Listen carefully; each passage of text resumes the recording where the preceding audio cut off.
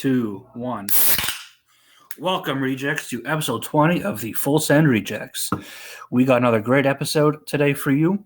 Our pre-topic banter has us discussing the I-95 collapse, 2 new sports champions, a tribute to Sir Nuts, who lost his life in the line of my car this week, some wedding information, and some pot pie updates.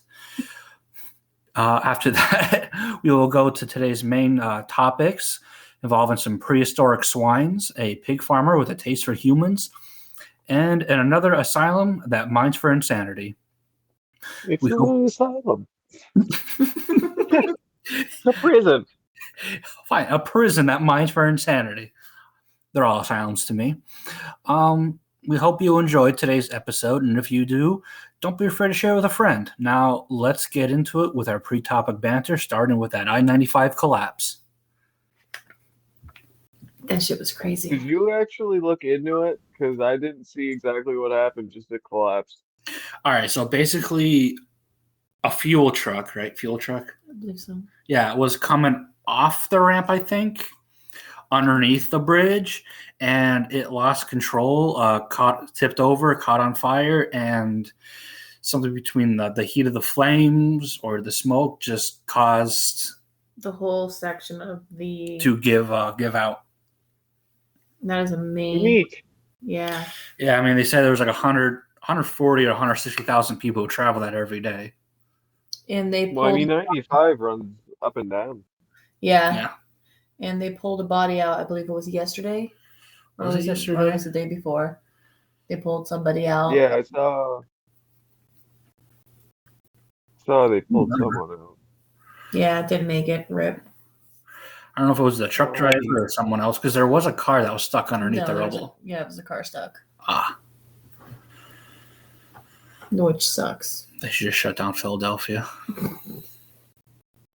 Yeah, I'm for it. We really picked a good time to not go there for a month. Yeah. Because we've been going there quite a bit for some reason. Yeah. We're, I guess, glutton for gas mileage punishment or something along the lines of doing something for the wedding, going down there for something. Somewhere to be, I guess. Apparently not anymore. Yeah, let's go to Pittsburgh. Yes. I mean, from here, you don't take 95 in. It should be fine. Yeah. Yeah, but now you have 160,000 people needing a new way to get through. This says something about the way they build these, these overpasses and the highways. They should be more, flame repellent type of or have substantial heat resistant, because that shit just crumbled. There was a whole committee for, bridge safety and shit like that, but it was taken away. You know what? I am shocked. But all the things we talk about the government on here, what they do, I'm shocked they would take that away. Yeah, it wasn't Biden. I wasn't going to say it. This is how we get canceled. No, we won't get canceled. We'll just have a few less MAGA people. Yeah. Yeah, Trump. Yeah, the same guy who repealed the train, safety stuff. Yeah, he did repeal that after some Obama person put it in there. Dang Obama. Thanks, Obama. Speaking of train safety, a train sheared off a tractor trailer 10 miles away from me. Oh, cool. Yeah, it leaked battery acid everywhere. It was sick. There's a lot more train accidents than one would think. Yeah, they seem to be getting more prevalent. I blame the schools. Well, this one was totally the truck's fault. Well, a lot of people do try and be like, I can make this. Or I'll just sit here for a second. It was that one in hometown that it has no arms or anything like that. It just has flashing red lights. So dude probably thought he could make it. He almost got there. Almost. Imagine getting hit by a train and living. I mean, it was just the ass end of his trailer that got hit, but still. That's still a ride. Yeah. Speaking of rides, how did your ride in Miami for the sporting things go? Yeah, first and last time I ever put face in Florida sports. Miami lost, and I'm like, all right, well, the Cats, they still have a chance. They could do this. No, they couldn't. They got fucking smoked. Wasn't like 9-1. 9-3. Oh, 9-3. Oh, that's not too bad. Just triple their score. Yeah, it's fun. Yeah, but two teams got their championships for the first time: the Nuggets and the Knights. Good for them. Oh, fuck that. Actually, not mad about the Knights. I'm not mad about the Knights, but I'm a little upset over the Nuggets. Yeah. You didn't get your Yeah. bonus. No, or just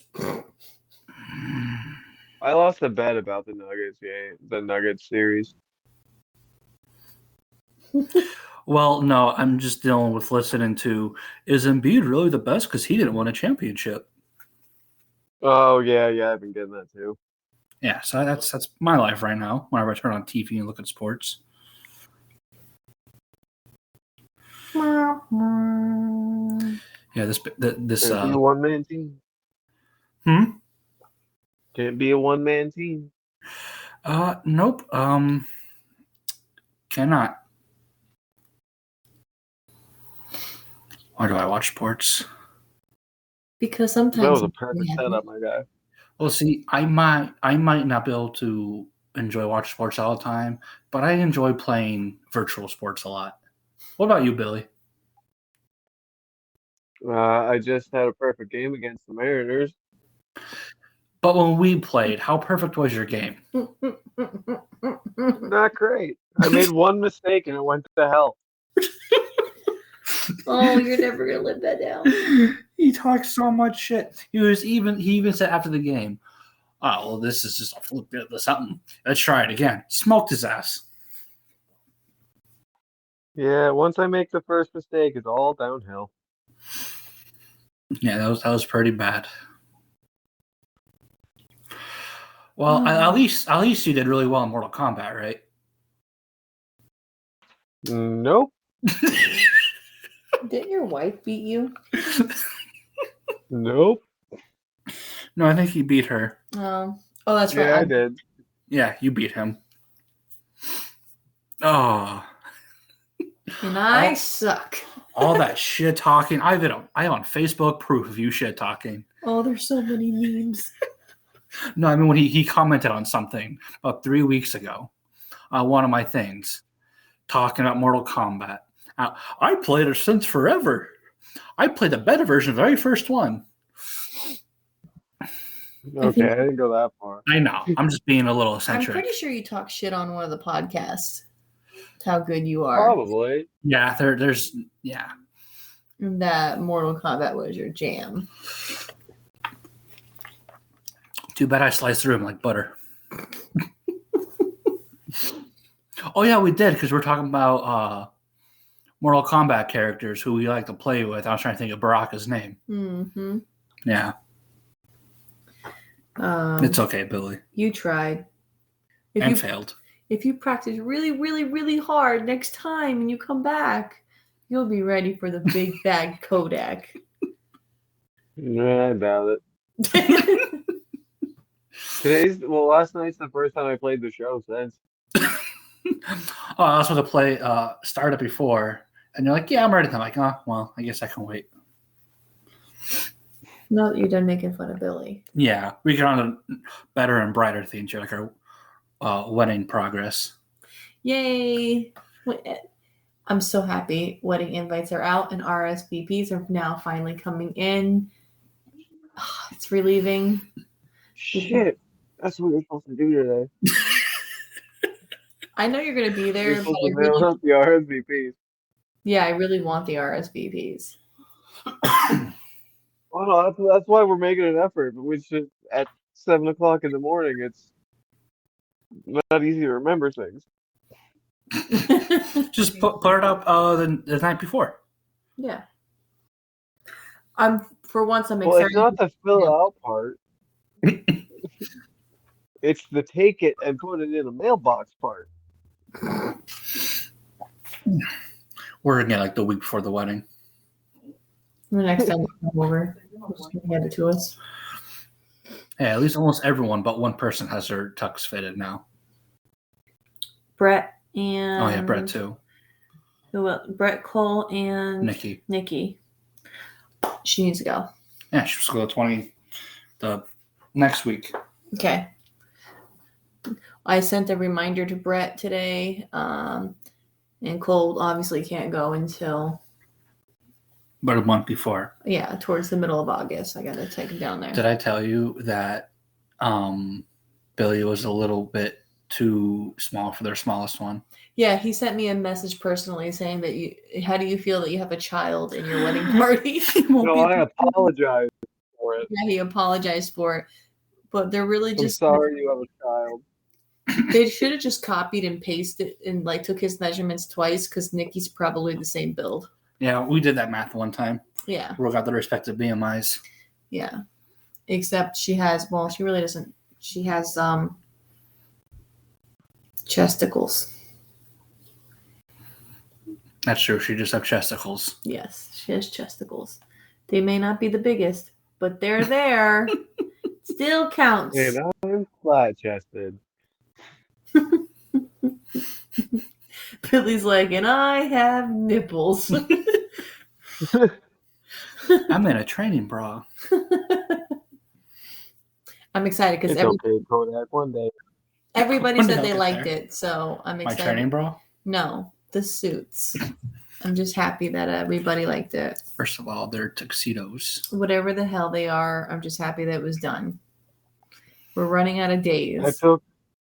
I took half of that Wednesday, all of Thursday, all of Friday. Honestly, the impressive part is all of us men plus Liz went out somewhere and no silliness happened. Yeah, no, we were very, very upstanding and mature about it. Outside of me coming back and realizing Phil brought a beer with him. Yeah. Yeah, I totally thought you knew. No. He brought it in there? Yeah, he had it in the car. Oh, I thought he No, he didn't bring it in there. He just finished it. He just after we parked. Really funny. You just snitched. Uh-oh. What? So what? It's not like he drove anywhere. No. You just snitched. When the dots connected, your face was so priceless. I was trying to think, like, wait a minute. It's illegal to drive with an open container. If you are a police officer, listen to this. I am not above bribery. Hopefully you're not either.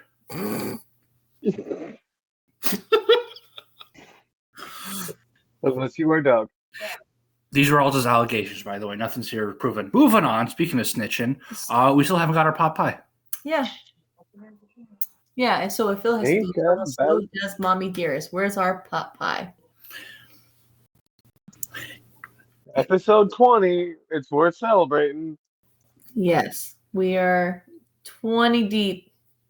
Unless you count about the one we never made it to the surface. Our transition to this software. But yes, it's a craving. It's out there. Maybe we'll get it by winter. Pot pie is coming. Winter is a good time. I mean, any time to feed me is a good time. Oh yeah, anytime's a great time for pot pie. Yeah. But that winter pot pie just hits a little different. Oh, it does. It makes you all warm and fuzzy inside and makes you feel like you're a real winner. Except when you're playing Kodak in games. Oof. Stunned silence.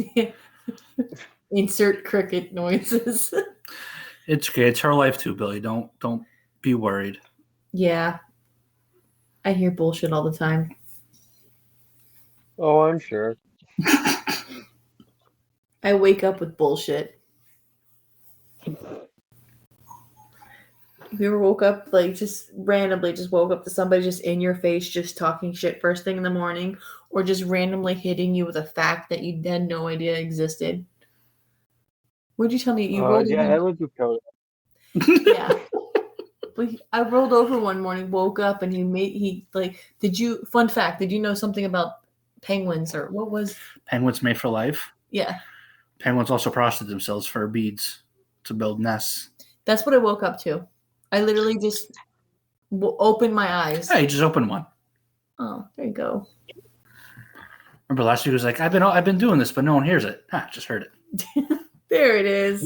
That's weird because usually I hold it by my earbuds, and this time it was just on my table. It's a conspiracy. God damn it, Samsung.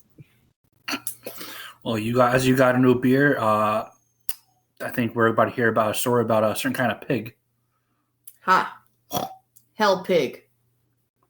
Just when you thought the pig talk was over. What you can do. That just sounds awesome. Or like a giant warthog, which also sounds really awesome. Seems like something Spartans would use in war. Did you guys actually look up the picture of the hell pig? I did. I did not. Again, I tried to learn. I didn't read most of those. So I want you to be able to look up the hell pig. I'm gonna describe it to you, but they're quite disturbing. Put it this way: if I saw one of these charging towards me, oh Jesus! I would definitely have some stains in my undergarments. What the fuck? That's like a cougar pig hybrid. Well, if you guys never heard of a hell pig, I'm here to help you out. They are a real thing. This is not one of those urban legends or, mythical creatures you supposedly hear about. They are real. At least they were. Boy. They were. These are also known as antilotes. I believe it's pronounced antidote. No, antilote. AKA the Terminator pig. I'll be. They are no longer roaming around. The fossils record that they tell a story of these huge, scary-looking creatures. They are prehistoric mammals. They lived about 38 million years ago and went completely extinct about 16 million years ago. So they weren't really around for that long. I mean, 22 million years is quite a while to be around. Compared to like crocodiles and stuff. For a species, that's pretty short. Yeah. All right. The dodo had a better run. Yeah, I mean, some things live a lot longer, but these things, I mean, I'll get into it. The characteristics of these hell pigs, their physical aspect is, let me see, where are we at? Oh, I wanted to tell you about their unique features they have. Their sizes are huge, okay? These are large, bulky animals. They're within 7 feet of length. That's huge. God damn. And at least 6 feet in height at the shoulder, weighing over 1,000 pounds. Most of these on the scale, 1,000 pounds was normal, but some recorded up to like 2,000 based off their bone structure of their fossils. Like a fucking Clydesdale. Yeah. With tusks. Okay, the hell pig's heads. They are broad. They have flat snouts, a powerful jaw strong enough to crush bones, and consume a wide range of food sources. Like bones. Yeah. Sure. These prehistoric mammals have these long, curved tusks that protrude from their lower jaw. These tusks were likely used for fighting, digging for food, displaying dominance, and the sharp teeth for slicing through flesh and grinding plant material. Oh, so a hell pig is a herbivore. Yes. It's like a multi-tool. They look mean and scary, but they like apples too. She'll try to get a chunk out of your leg. All right. Well, their body is robust barrel-shaped bodies with a hump on their spine. This hump was likely to compose of fat, similar to a bison, and could be served as an energy source for reserving energy for insulation during harsh environment conditions. I mean, as I was doing my research on it, I feel like it's like a bunch of random mammals put together. It's just a beefy pig. It's like if But it has the hump, like a camel reserves, and they insulate their hump as well. So Well, it's like I feel like it's all like pieces of other animals. Well, don't forget, back then there used to be camels in this area too. Oh, that's what I'm saying. It's like, what are these? I'm picturing like a smaller woolly mammoth. Yeah, we'll get to that. It's like a buffalo fuck a deer. Legs and their hoofs. Their legs were stout and powerful. This sturdy limb structure supports the massive body and allowed them to traverse through various terrains. They were built for tough. They're thick. Yeah. They're thickest. Yeah. All right, here's where it gets a little weird. The closest relatives to the held pigs are actually hippos and whales. Yeah. But if you look at some of the pictures, you can see they're very hippo-like in the body. But the whale thing completely threw me off. They are not related to a modern-day pig. Though it would be easy to assume that such a fierce creature would be a carnivore, they are actually omnivores, eating plant life as well as meat. Do you know Colombia has a problem with hippos? Yeah. Yeah. Thanks to, what was that? Who was the guy from Narcos? Oh, Hippo Bill. Pablo Escobar. Yeah, he brought in a bunch of hippos, and now they kept fucking because they have no natural predators. Now they're just a nuisance for Colombia, and nobody can do a damn thing about them. They're actually one of the scariest freaking things on the planet. They kill 400 people a year in Africa. They're crazy. I want to pet one. Also, I want to pet one. True. The German word for hippo translates to water horse. Huh. It sure does. Yep. Well, they have very horse-like legs, these held pigs. The skeleton remains of this horse-sized pig can be found in museums such as the Ancient Ozark Natural History Museum in Branson and the Museum of Natural History in Colorado. I think it would be cool to see one of these giant beasts in captivity, of course, if they were still around this day and age. But you can go, the solely certain museums actually have their skeleton, like, I wouldn't say actual bones, but, you know, the mock-up of their skeletons and give them a brief description. I've never even heard of these things till a couple episodes ago when I randomly looked it up when we were doing the attack on the pigs. Yes. And I looked it up and I thought it was neat. So I hope you guys enjoyed my not a swine. It's my little pun on Billy's Not Asylums.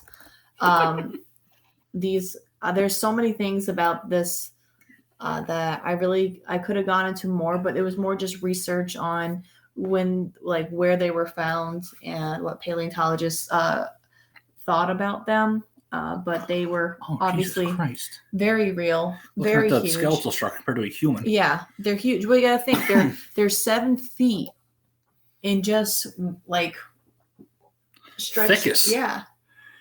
Those boys on Yellowstone couldn't handle these bastards. And in height, there's like 6 feet, and that's just standing. That's not on their hind legs. That's just standing on all 4 legs. These things are beefy, fucking animals. But they're prehistoric. It looks like what I assume a werewolf would probably look like. You know, it gave me very werewolf, werepig? like saber-tooth vibes. It looks like something out of a freaking cartoon, really. That looks like if Manny from Ice Age had steroids. Right? It gave me, I don't know, man. Look at this fucking thing. 100%. This thing is crazy. Like some pictures, it looks like a lion. Some pictures, they look like a fucking anteater. Like they have so many different looks. Like compared to a modern day pig. like a wild boar. They were just fucking. I wonder how it would taste. It looks like a Nigel. Yo. Yeah. I wonder how it'd probably be tough. Yeah, they're probably lean as shit. Yeah, probably be gamey. But some of these they're just crazy looking. It's one of those things to where they're, you go based off their skeleton, but if you actually had to like see one, I would shit.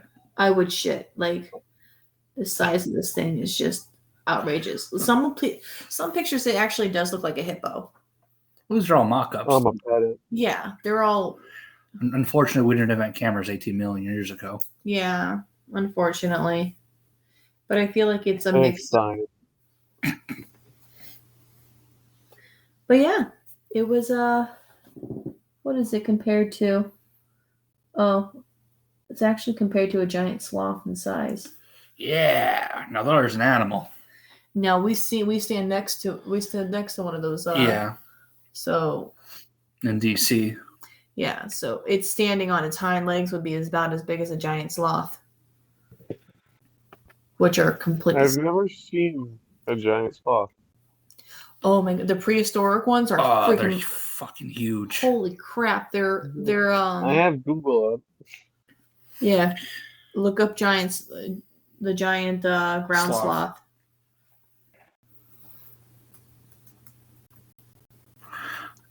I had to do a paper on that once.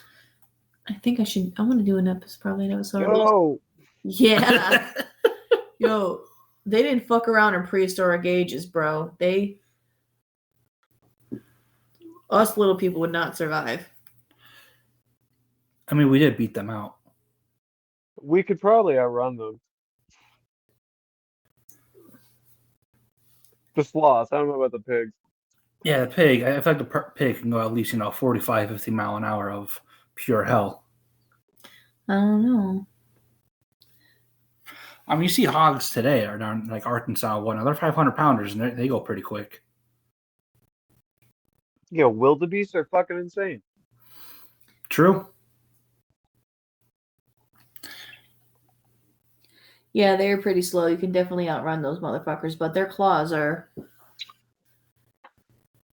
Whew. Those things are still won't pet it. I pet it.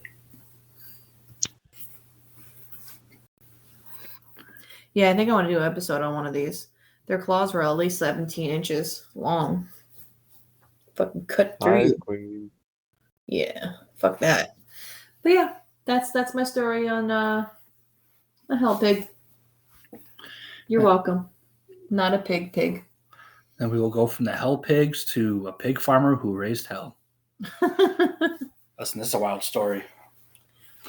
You found this by It starts Canadian, so oof. It is Canadian, Yeah. But he's Robert Pickton. I don't want to spoil the rest of it, so. Did you read any of this? Considering I just finished it an hour ago. Just the Canadian blank, which just seems weird to me. All right, so you're in for a ride. So I found this as I was looking at Rose and her write-up, and I just clicked on things, and I found this guy. I was like, all right, he sounds interesting. So Robert Pickton, a Canadian serial killer who was also a pig farmer. That's right, rejects. We're going to double dose of bacon today. Canadian bacon. Canadian bacon.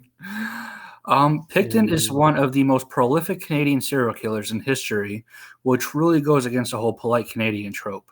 So I think he just, balancing the scales a little bit. Well, this was a while ago, so like he's probably the last one. He's still alive. Really? Yep, we'll get there. Spoiler. Shit. Yeah, this wasn't that long ago, actually.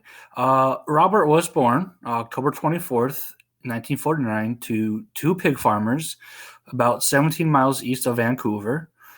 He had an older sister who was sent to live in Vancouver because the parents thought that a farm was not a place to raise a girl. However, they did think that the farm was a good place to not give a shit about child labor laws because Robert and his younger brother would soon be put to work at a really early age. Louise, who is the mother, was a very demanding woman and would prioritize the boys take care of the pigs over things such as basic hygiene and their schoolwork. Robert would often go to class in dirty, unwashed clothes, and where he earned the nickname Stinky Piggy from his classmates. Despite this, Robert did develop a close bond with his mother, as his dad would often beat the oink out of him. I mean, we learned the joys of child labor. No, it's already giving me Bates vibes. Child labor laws have ruined this country. Shut up. Facts. His dad was not a nice man at all. It gets worse. He's a little demented. I can already see where why he became the just wait. main man. Wait till this next little paragraph here. After the second grade, Robert was placed in a special needs class, which really didn't help with the bullying in school or his father abusing the shit out of him. At the age of 12, Robert took on a calf as his own personal pet. However, one day after school, he could not find it. His dad told him to go look in the barn, where Robert learned that his dad slaughtered the cow just because he was attached to it. Oh. Yeah, he just left the cow there all slaughtered and cut up and whatnot just for Robert to go in there. He could have fed it to him. He was just trying to teach him a I lesson. hope he didn't have steak for dinner. Ground beef. He was certainly grounded. Bessie. Robert, unsurprisingly, would drop out of school at the ripe old age of 14, and he would go work as a meat cutter for 7 years before coming to work at the farm full time. There's that child labor again. God damn it. You know, who needs child labor? We all do. As Robert and his brother took over the farm, some farmhands noticed that Robert was a really quiet guy with random spouts of bizarre behavior, and would also note that the farm became a really kind of creepy place to work. Gee, I wonder why. Oh, just wait. Good. There's some fun stuff coming up. The brothers soon said, fuck the farm, and registered as a non-profit charity named Piggy Palace Good Time Society. It sounds like a strip club. Well, kind of was. That was in 1996, and they claimed to host events for service organizations, sporting clubs, and other worthy groups. However, the brothers would often host raves for sex workers in a converted slaughterhouse that was often visited by the Hells Angels. And these raves would often attract up to 2,000 people at a time. This sounds like the club in Blade. Does blood rain down? It's clobbering time. On March 23rd, 1997, Pickton would find himself in trouble with the law as he was arrested for attempted murder of Wendy Lynn Eistetter after stabbing her several times during an altercation.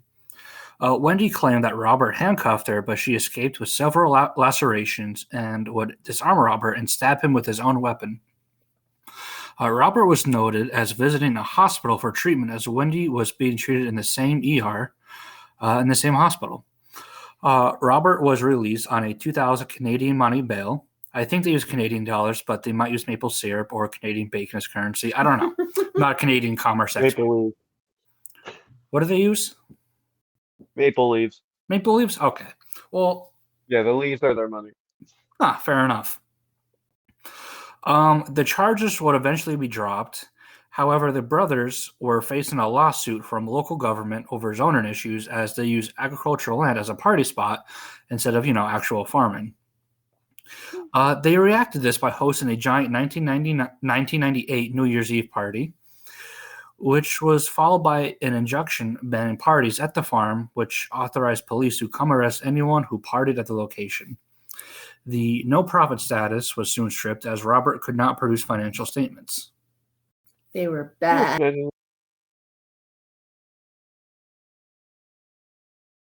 Ragers with prostitutes.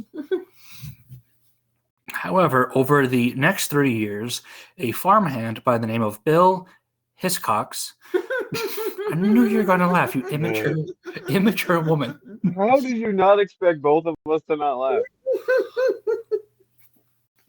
It's not that I didn't expect it. It's just... It's even spelled. I know. I'm COX. not mad. I'm just disappointed. Exactly. Well, Billy Hiscox notified police that he began to notice women were mysteriously disappearing from the farm after visiting. On February 6, 2002, the Canadian Pigs would raid the farm, and yes, I mean the police, on a warrant for illegal firearms. Robert and his brother David were arrested, and the police would raid the farm a second time in a missing woman investigation. Personal effects of missing women were found and collected as evidence. Robert was charged with weapon offenses but was released. However, he was kept under surveillance. On February 22nd, 2002, Robert would be arrested for the first-degree murders of Serena Abotsway and Mona Wilson. Over the years, investigations led to many more accusations, bringing the charges of first-degree murder to 27 by May of 2005. The cost of the investigation was around 70 million Canadian moose coins. Again, I don't really know Canadian currency. All of the buildings on the property would end up demolished except for a small barn.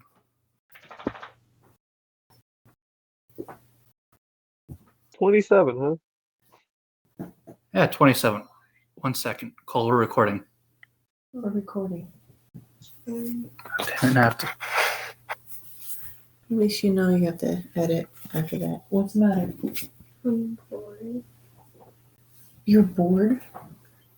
Yeah. So you can't interrupt the recording? I know that you guys were recording. Nicole, we're recording. You can go play on your laptop. Okay.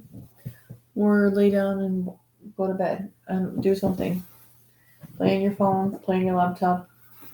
Now we have to cut all this out. All right, love you. Yeah. How's your back? All right, go lay down. Relax.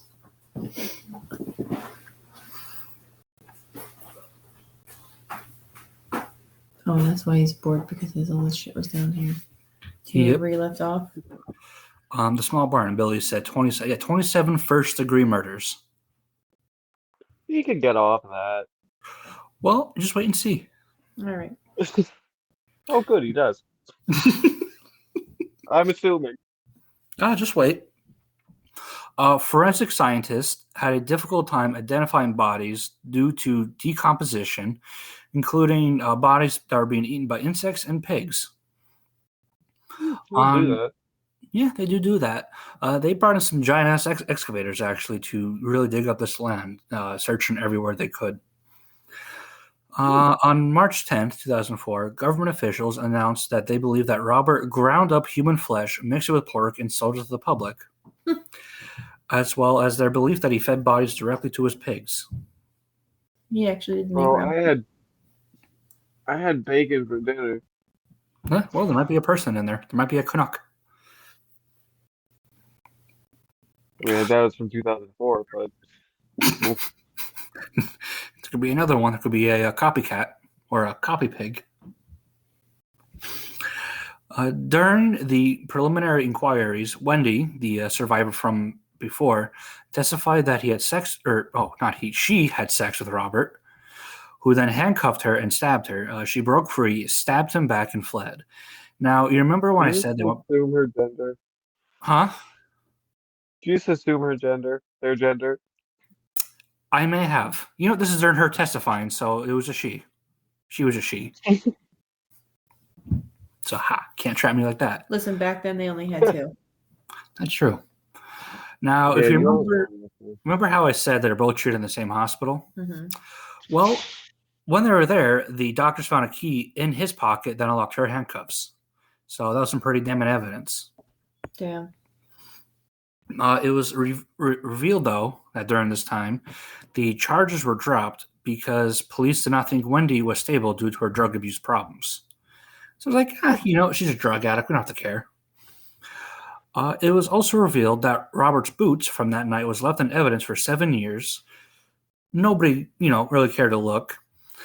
And these boots contained DNA samples of 2 women who went missing in 1997 on his farm. Now, don't blame all the cops for, not giving a shit. There was a detective, Lorimer Schenher, who did attempt to gather resources for an investigation in 1998. However, she could not gain support or more resources to conduct a proper investigation. God bless Canada. In 1999, there was allegations swirling of human flesh in Robert's fridge. He actually consented to a search by police, and they found nothing. He was a pretty crafty cannibal. Yeah, it's ground pork. Yeah, he was also rumored to eat some of these people, so the trial would begin on January 30, 2006 in New Westminster, with Robert denying all charges.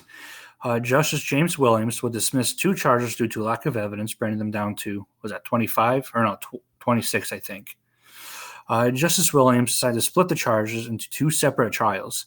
With the first trial for 6 counts of first-degree murder, this was done so it wasn't as much of a burden on the jury, and the 6 counts for the first trial were chosen due to similarities in their cases. Now, a media ban would be in effect, and this took for about a year until there's actual things happening in the court between jury selection, gathering of evidence, stuff like that.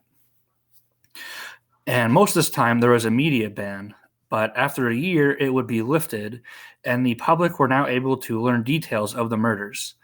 The investigations revealed skulls cut in half with feet and hands stuffed inside them, remains found in garbage bags, blood-stained clothing found in Robert's trailer, another victim's jawbone and teeth found in his slaughterhouse, and a .22 revolver with a dildo wrapped around it in an attempt to silence a handgun.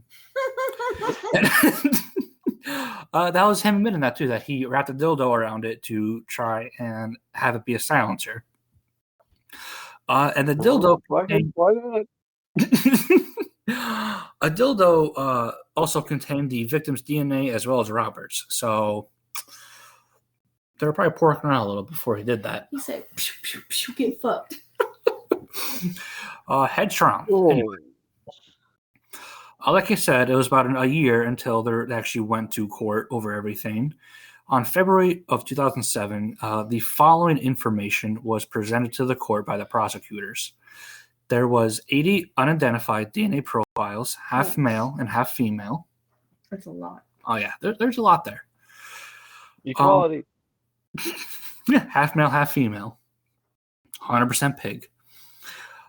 There was the .22 revolver with the dildo as a suppressor, boxes of .357 ammunition, night vision goggles, 2 pairs of fur-lined handcuffs, a syringe with roughly 3 milliliters of a blue liquid found inside it, and for whatever reason, samples of a Spanish fly aphrodisiac.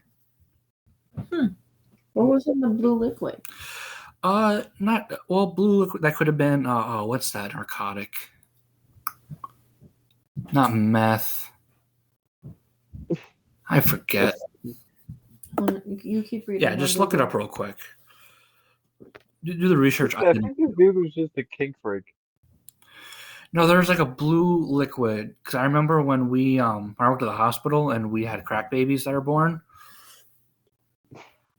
So their body wouldn't go into shock and die. We would, it was some blue liquid we pulled in that was a narcotic that we could give them to wean them off the drugs. Ecstasy? No, it wasn't ecstasy. I will figure it out. Date rape drug? Definitely not a date rape drug. Actually, for this guy, it might have been. GHB? Yeah, it's probably GBH. Yeah. One of those. Some other evidence that came forward was some videotapes. One was of one of Robert's friends detailing how Robert gave advice on killing heroin addicts by injecting them with windshield washer fluid. Could have been that too. Think we figured out what the blue liquid was. Yeah, that could have been it. A second tape was a separate associate who mentioned how Robert would kill sex workers and feed them to his pigs.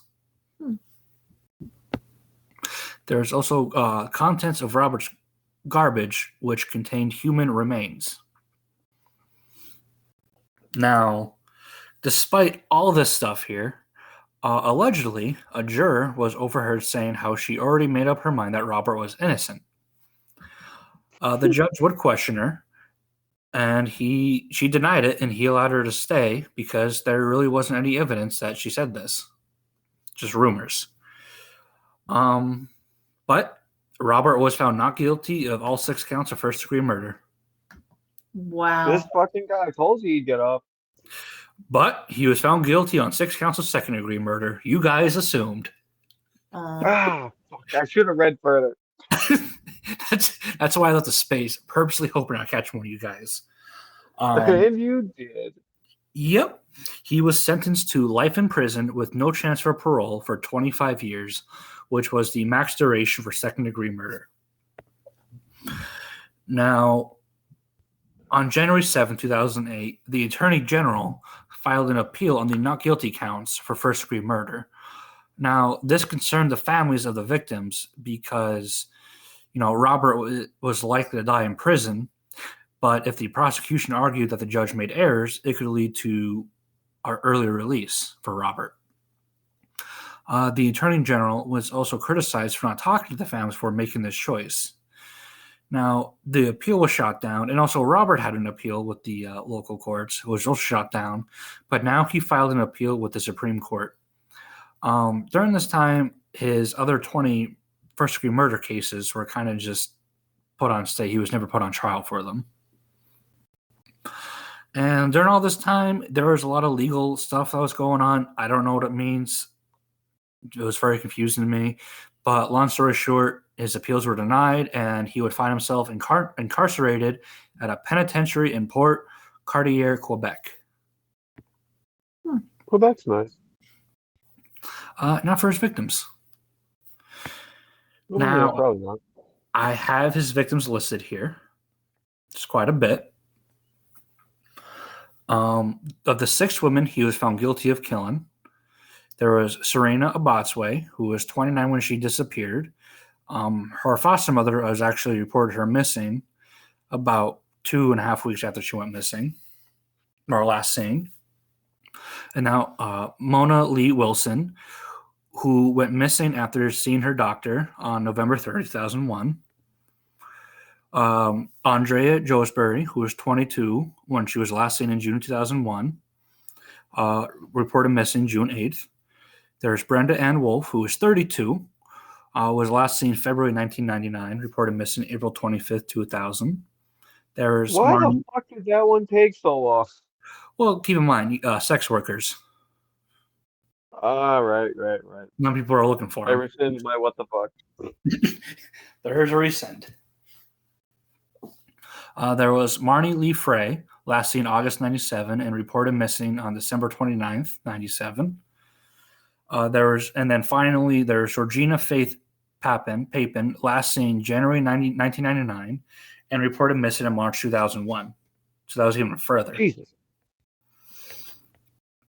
Now, there was the other 20 women he was accused of murder, but he never faced trial for.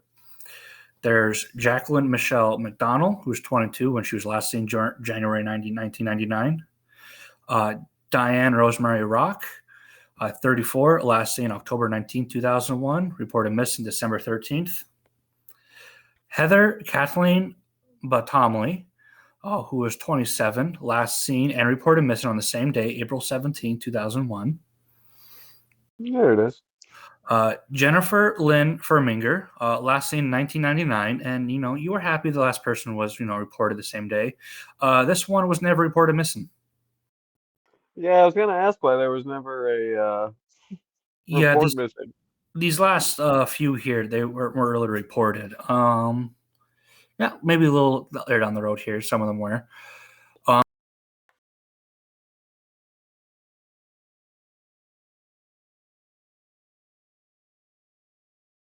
What happened?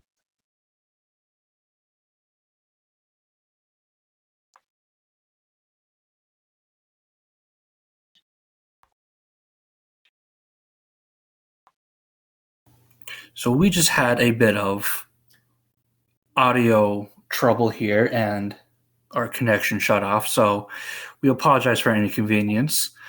Starting back here with the victims, we have Helen May Hallmark, last seen August 1997. Patricia Rose Johnson, last seen in March 2001. How you Heather- could almost fuck that name up. Call her Pat. Yo, we don't get no Popeye. I know you listen. Chicken Pat Pot Pie. We've got Heather Chinook, 30, last seen April 2001. Tanya Hollick, 23, last seen October 1996. Sherry Irving, 24, last seen in 1997. Inga Monique Hall, 46, last seen in February 1998. Tiffany Drew, last seen December 1999. Sarah D. Fries, last seen April 1998. Cynthia Felix, last seen December 1997. Angela Rebecca Jardine, last seen on November 20th, 1998, during a rally in downtown Vancouver. Diana Melnick, last seen in December 1995. A Jane Doe, and the charges were lifted due to lack of evidence. A Deborah Lynn Jones, last seen December 2000. Wendy Crawford, last seen December 1999. Carrie Koski, last seen in January 1998. Andrea Faye Borhaven, last seen in March 1997. And Kara Louise Ellis, a.k.a.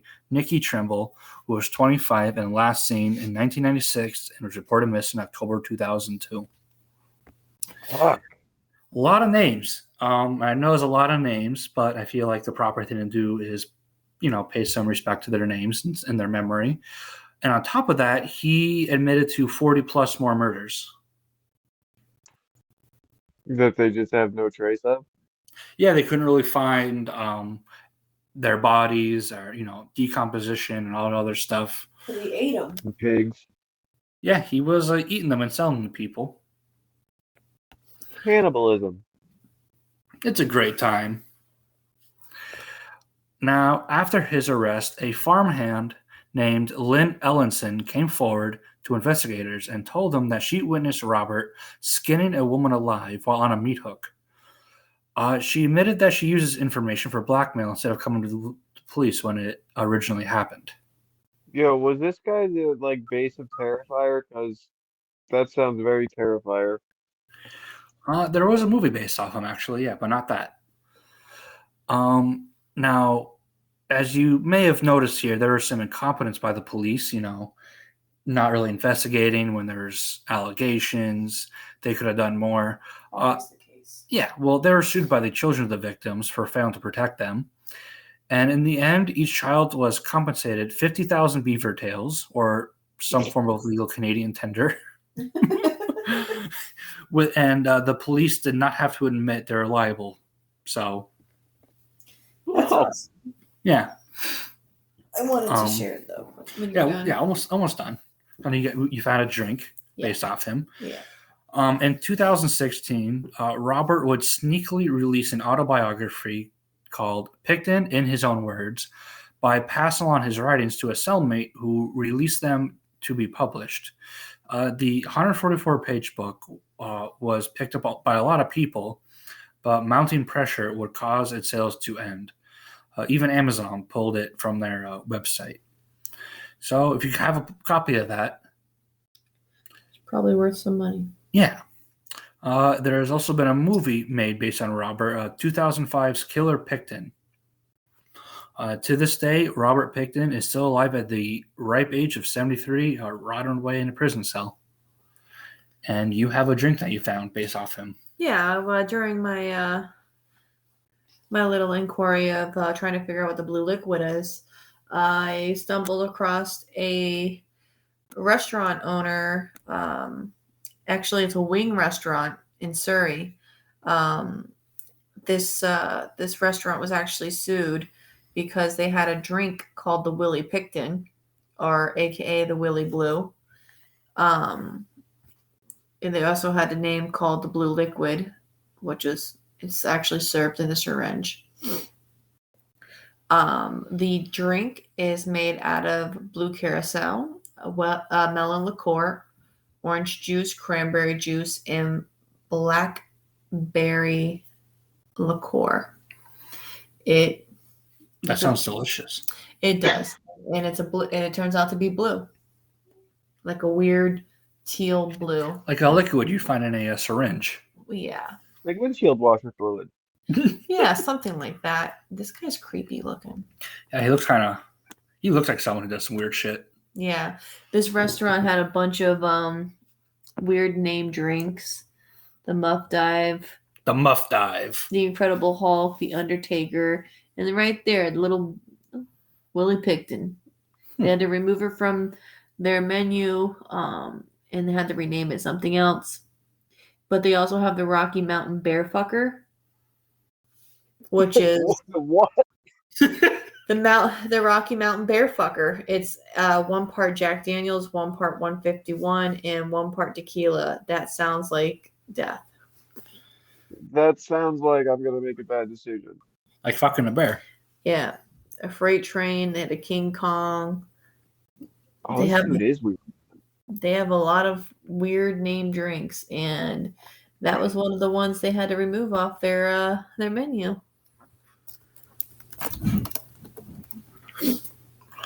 Yeah, this guy definitely is. He's a looker. Oh yeah. Well, now that I want that insane guy, we can dive into a asylum. It's not an asylum. It's not prison. It's a penitentiary. You know, from a guy serving in a penitentiary to a whole ass penitentiary, the Brushy Mountain State Penitentiary. Onward. All right, Brushy Mountain State Penitentiary. Opened in 1896 following what was known as the Coal Creek War, Brushy, as it became to be known, was a prison and a fully functional mine. The protesting miners weren't happy about the state shipping in convicts to reduce the cost the coal mine would have to pay for their workers. It's kind of Molly McGuire type shit. If that makes sense to any listeners, I'm sure it probably does. Makes sense to me. Mm-hmm. I know my history. Top and right. Eventually, the miners won their case, sort of. On January 1st, 1896, the mine was officially renamed as the Brushy Mountain Mine and Prison and used only inmates to work in the mines. The inmates were sent down to the mines while others were sent to build a railroad spur, operated coke ovens, which I don't know what that is, but it sounds like a great time. And then others were sent to work on the on-site farm. Isn't a coke oven something they use in mines? I would assume. It just It's- sounds like it'd be fun. I don't think it's as interesting as one might hear from hearing coke in oven. Oh, yeah, it's a chamber of brick or other heat-resistant material in which coal is heated to separate the coal gas, coal water, and tar. Huh. The coke is the coal gas and coal water fusing together with carbon and the remaining ash forming a hard residue, which is the coke. You'd think I'd know that living here. Well, today you learned. Oh, shit. The original structure, obviously, which was built by the prisoners, was made of wood, but it was later updated in the 20s to a castle-like structure using stone mined by the prisoners themselves. However, reduce, reuse, recycle of them. Mm-hmm. The remodel was meant to help with overcrowding, but the prison was still at 976 inmates in 1931, which was 300 inmates over their max. So we have a typical overcrowding prison of miners who are probably a little pissed off. Yeah, sounds familiar. So wait, so this whole structure, this prison, was made of wood? Originally, yes. I am quite surprised no one attempted to just light it on fire in an escape attempt. You'd think that would be like a thing, right? Yeah, I mean, they have fire for because they have to mine. Yeah, they're digging coal. Yeah. Surprised nobody tried to catch it on fire so they can just leave. Or They weren't not. thinking. Or not on it. Get some beavers in there. Mm-hmm. Call that Canadian dude, he'll send some down. The prison itself wasn't really known for having many escape attempts, as it was even known as the Alcatraz of the South. One of the more famous inmates that I'll get into in a little bit, actually probably one of the more notable escape attempts, but he was eventually returned to the prison less than 3 days later.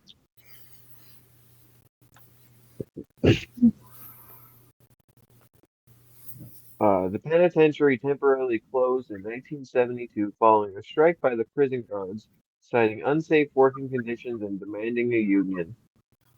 Eventually, the state backed down, making the prison the first and only unionized jail in the state of Tennessee at the time. The governor of Tennessee was staunchly against the union and tried to bring it down, eventually failing in his efforts.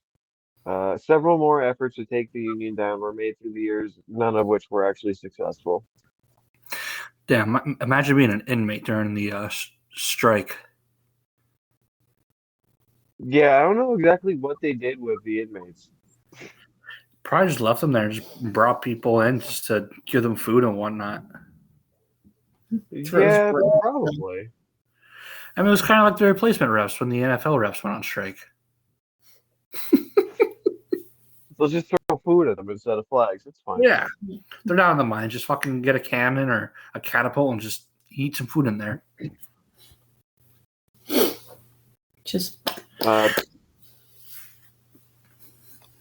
beginning in the 1980s, the penitentiary kind of dropped its max security level once the population depleted. This was due to changes in restrictions and treatment for the prisoners. yeah, how they get It seems like huh? during the strike? How are they medicated? You know what? He did say they're closed, so they probably just moved them all out temporarily. But do people really care about people in penitentiaries? This is America, so no. Anyways, go ahead, Billy. Sorry. Tennessee, America in the 70s at the time. I don't think Tennessee was ever on the cusp of being, forward thinking. Progressive. Yeah, not even close. Beginning in the 1980s, the penitentiary kind of dropped their max security level once the population depleted due to changes in restrictions for treatment of prisoners. It seemed like a great idea to, just have all types of criminals in there, but now you have someone who committed a low-level crime in the same walls as a high-level murderer and other violent types of criminals. I can't figure out what could possibly go wrong here. It's a mystery. In 1998, the prison joined with the Morgan County Correctional Complex, which sounds really fancy. This made Morgan County the only other second unionized prison in Tennessee. They were doing pretty well with progress down there, as it was only the second in the state in 1998. I guess there's some progress there. In 2008, the prison was recognized as the oldest functioning prison in the country. The prison eventually did close its doors on June 11th of 2009. It still technically held the maximum security name because they had a 96-bed wing for the most violent offenders. However, the prison was never used for actual planned executions. See, you say planned, like you're about to throw in some unplanned executions later. Oh, you think there's some foreshadowing? I see you're setting it up here. Today, Brushy is open for tours, along with housing a distillery that makes probably shit moonshine, if we're being honest. Vodka and whiskey, along with a cafeteria format style restaurant called the Warden's Table Restaurant. Our kind of place. I wish go try it. I mean, road trip to Tennessee, see some fucked up prisons. Yeah. You guys are probably asking yourselves why exactly I'd cover what sounds like a pretty normal Southern prison. In the beginning, it carried the moniker for several years into the operation as the end of the line to convicts of Tennessee. Hmm. While Oh, it was kind of like being used Florida. as a mine, yeah, pretty much Florida. It's just you could probably cut Tennessee down and it would be fine. While it was being used as a mine operation, several deaths obviously occurred. Guards would also punish the workers with the good old corporal punishment. Um, they would beat inmates for the smallest of infractions. They would even just randomly shoot an inmate in the head for doing something minusculely wrong. There it Um, is. yeah, they weren't planned executions. Um, the guards left the body lie until someone would come along to move the body to the death house. I'm trying to get an idea here. I'm not saying I ever would, but if I ever want to commit murder, I'm just gonna go join the correctional system and not be a pig farmer. Because one of these The people can practical prison's hiring crazy. a lot of them are hiring. No one wants to work anymore. God damn it. I'm trying to work. That is totally a joke. I'm sorry. That's a terrible idea, by the way. What? To work in a correctional place? Yes. Yeah, I wouldn't do that. Yeah. Yeah, no, I have a buddy who does it. It sounds like a bad time. Well, the place I just interviewed at, they're a juvenile corrections place. You weren't there for corporal punishment. No, that's true. They seem like a nice Yeah, place. I don't think they allow that too much anymore. I'm sure it still goes on, but Oh no, I was actually very surprised how much these people cared about these kids. oh yeah, no, I don't mean them. I mean in prison. Oh yeah. It's either take it out on them or take it out on their wives. Yeah. I think that's unfair to say. I'm sure some of them are getting go home beat up their husbands. Oh, sorry, Tony.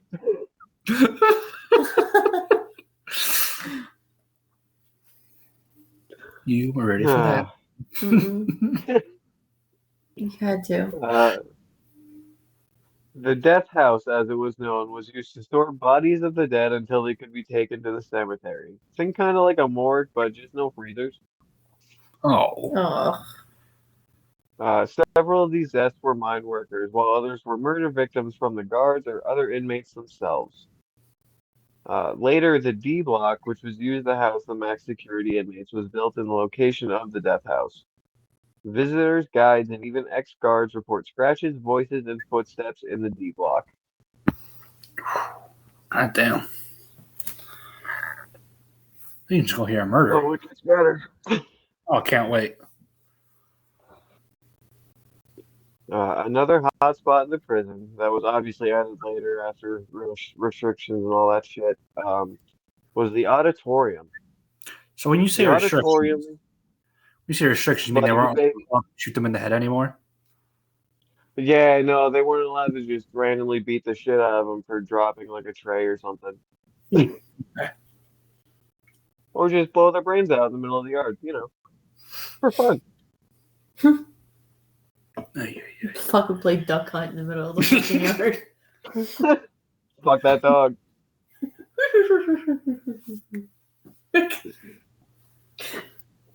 Oh shit. Damn it.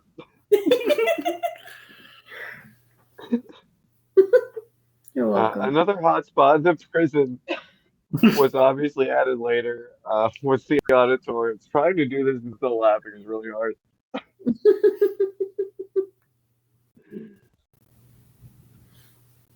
Okay, take 3. Another hotspot in the prison that was obviously added later was the auditorium. The auditorium was used for movie nights for the prisoners. Sounds spotted. Using the cover of the cover of darkness in the theater, prisoners were known to slash each other's throats during the movie. Oh, nice. Mickey Mouse just got a lot more fucking hardcore. Oh, It's a Mickey boy. Mouse clubhouse. Come inside, it's step inside. That's a surprise tool. Oh, toodles. I'm just letting you get it all out. I think I'm good now. Woohoo.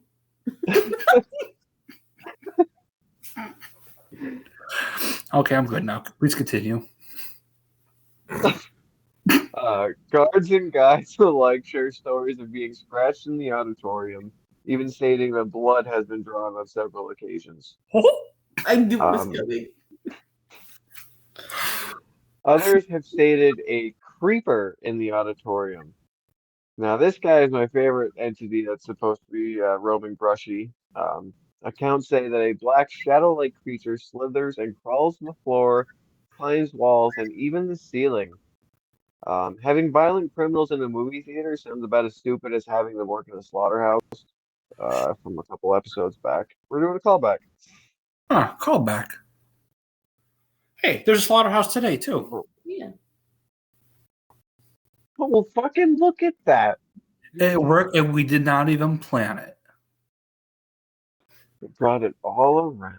So this creature is slithering. This is a slithering. It doesn't have any feet, right? They say, like, from what I've read and seen, it's like just the upper body and then kind of just fades away in the darkness. Okay. So there's a chance it's still a mouse. It I was could, in fact, probably be a mouse. Oh boy! See, I was waiting for a Harry Potter reference. Well, they're just slithering around. Oh, Slytherin. Oh boy. You brought this on yourself. I voluntarily am marrying this man. I'm pretty sure I know how much I'm bringing on. There's still a chance, Billy. You can get out. You still can. Oh, well, we can't get out of our next stop. No. The hole is another hotspot, even That's what she after it said. stopped being used in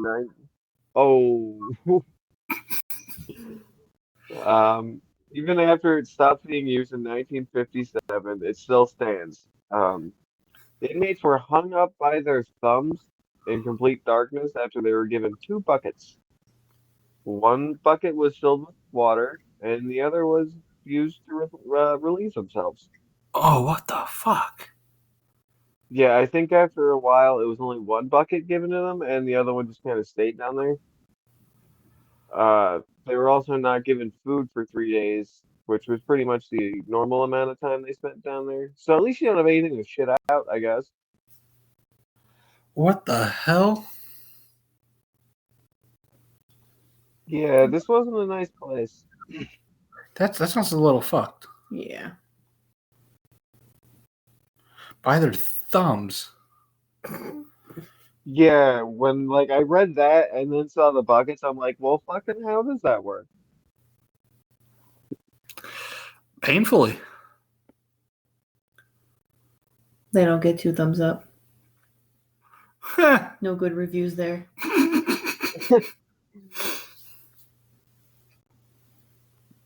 Brushy isn't just known for being haunted and having a real dark past. Is also known for some pretty infamous inmates. The escape I mentioned earlier was none other than James Earl Ray. Oh, Darth Vader. James Mufasa. Earl. You're close. James Earl Ray pleaded guilty to the murder of Martin Luther King to avoid the death penalty in a trial. After he was sentenced to 99 years, 3 days after, Ray recanted his plea. Even some of Martin Luther King Jr.'s family believe that Ray didn't do it. FBI. He died in 98. He died in 98 after he was moved from Brushy to a special needs facility soon after dying of kidney complications. That was not the dream he had.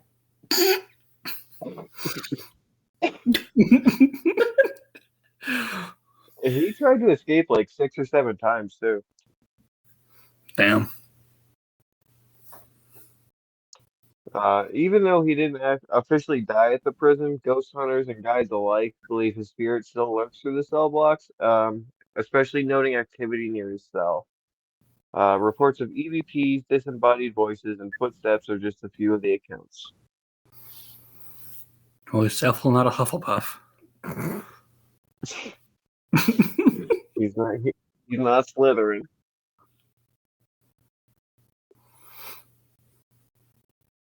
Along with James Earl Ray, Brushy had quite the laundry list of notable prisoners.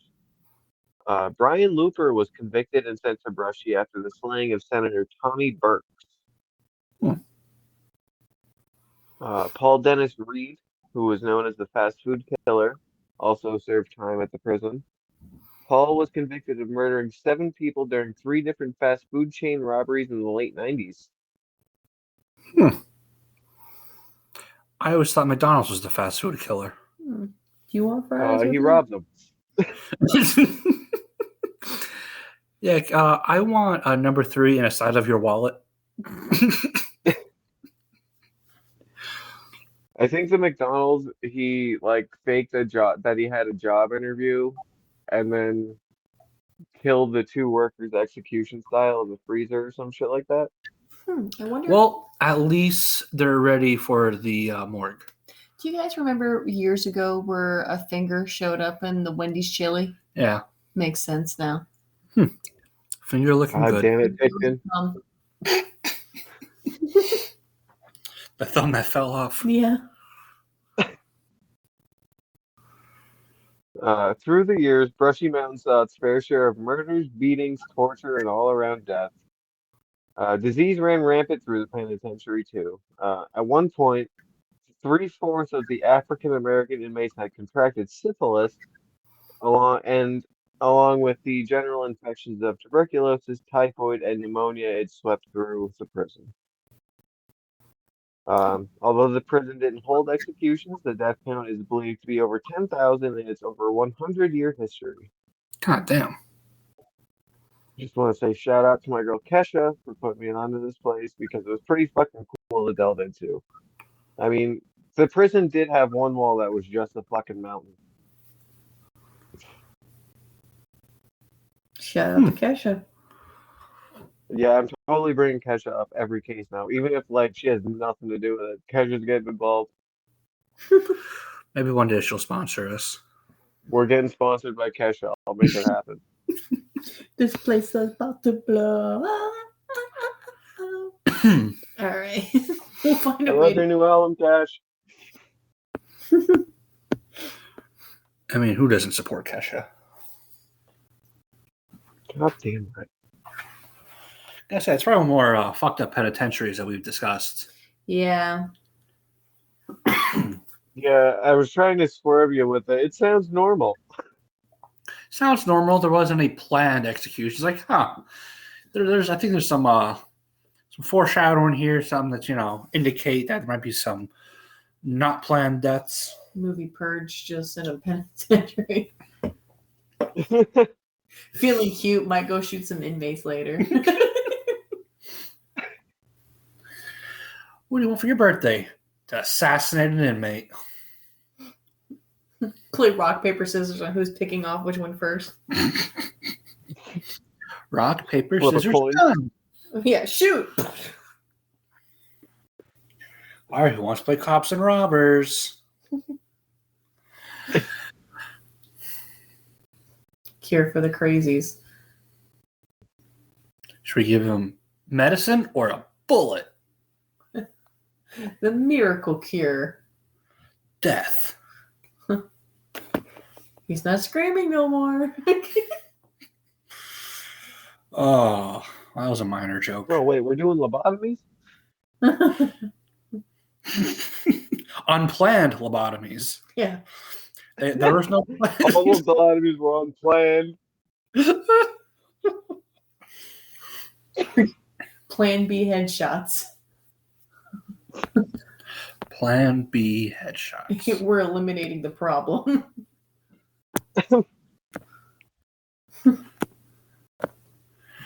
Well, I believe that is the end of our episode. Yeah.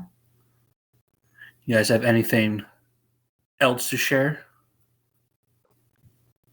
Don't trust Florida sports. Don't trust Florida sports.